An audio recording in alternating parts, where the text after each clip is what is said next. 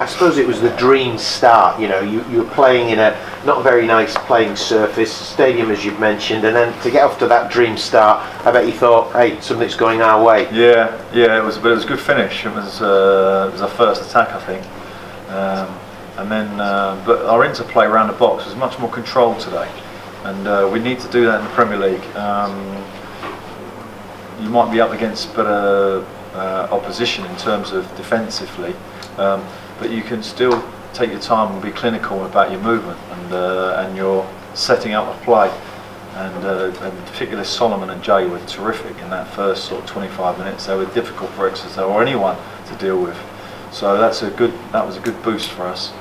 When you missed the penalty, Exeter almost scored, a rare mistake from Mr. Foster. Did you think, you know, if that might have not gone your way, you'd have thinking, hey look, this might not turn out as well as it should have been because you've been in so much control? Yeah, and that is the FA Cup. You know, that was exactly it. In that 2 minutes of football, we miss a penalty, they go up the other end. You say a rare mistake, and they could have not equalised, but they could have got a goal right on the stroke of half time. So it was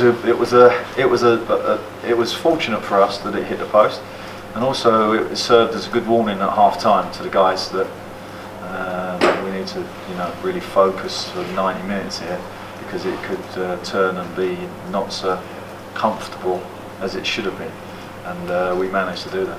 What sort of a fillip is it? It's your first, obviously, your first victory as West Brom boss, and the first victory since the middle of August. How has that changed the atmosphere in the changing room? What are the feelings like now? Well, you know, with all due respect, there wasn't no hooping and jumping around. You know, it was just a professional job.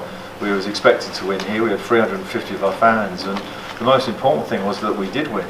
And it didn't matter which manner. We've actually won, I think, with a really good display. But even if we'd have scraped home and Exeter had battered us all out, I wouldn't have cared as long as we won.